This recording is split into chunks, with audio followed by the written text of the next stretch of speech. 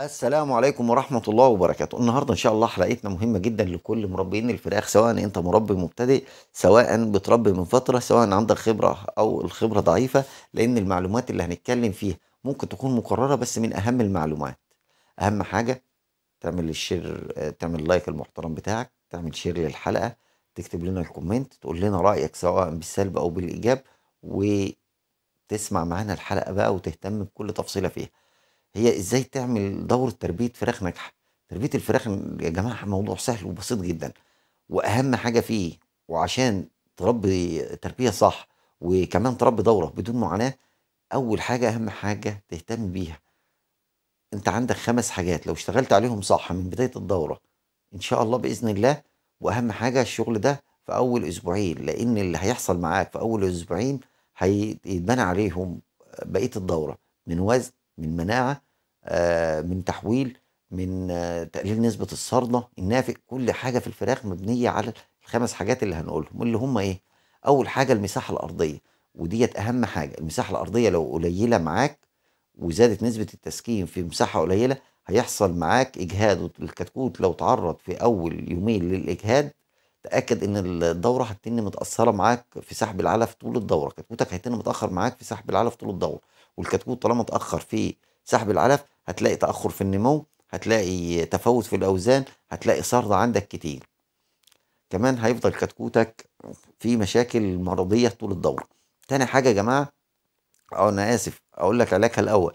المساحة الأرضية، والمساحة الأرضية المناسبة يا جماعة 35 كتكوت في المتر المربع عند الاستقبال.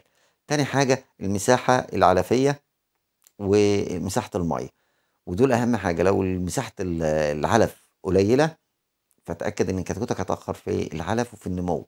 برضه نفس الوضع في المَيّة، فمساحة المَيّة عندك 35 كتكوت لكل سقاية، أو سقاية لكل 35 كتكوت. طبق تحضير لكل من 40 ل50 كتكوت. النسبة يا جماعة للحاجات ديّة مهمة جدًا، أقصى حاجة 50 كتكوت لطبق العلف، 40 كتكوت للسقاية.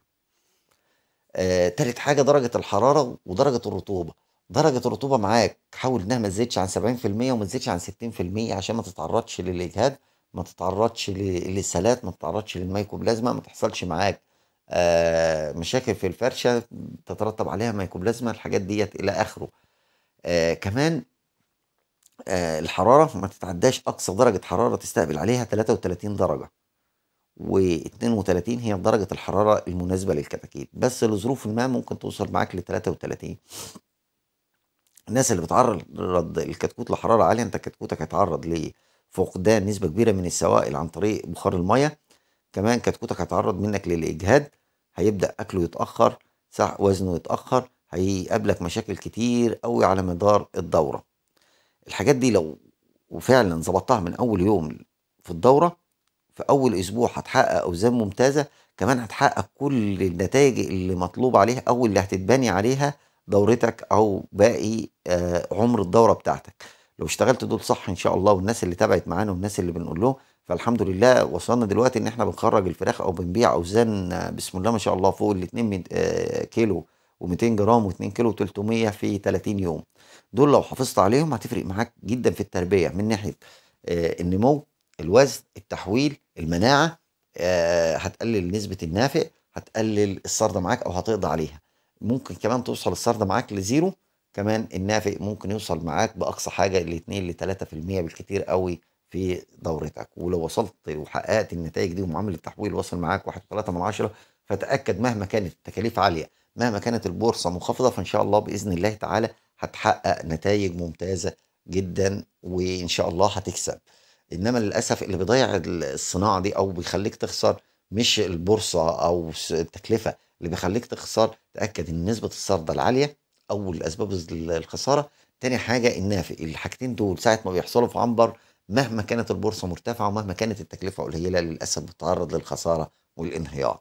فحافظ من البدايه على المساحه الارضيه، على مساحة المَيّة ومساحة العلف، على درجة الحرارة، درجة الرطوبة، نسبة الأكسجين في العنبر. إن شاء الله بإذن الله تعالى هتتخطى أول أسبوع بنتايج مبهرة هتكمّل معاك لآخر الدورة.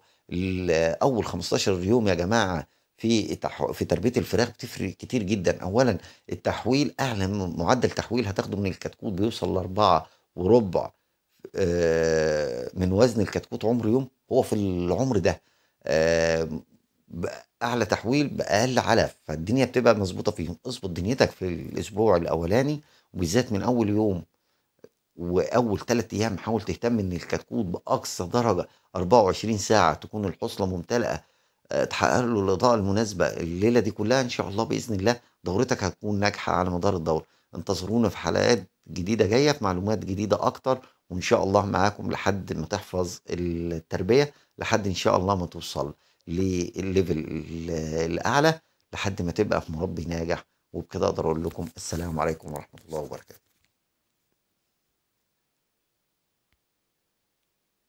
السلام عليكم ورحمة الله وبركاته. النهاردة إن شاء الله حلقتنا مهمة جدا لكل مربيين الفراخ، سواء أنت مربي مبتدئ، سواء بتربي من فترة، سواء عندك خبرة أو الخبرة ضعيفة، لأن المعلومات اللي هنتكلم فيها ممكن تكون مكررة، بس من أهم المعلومات.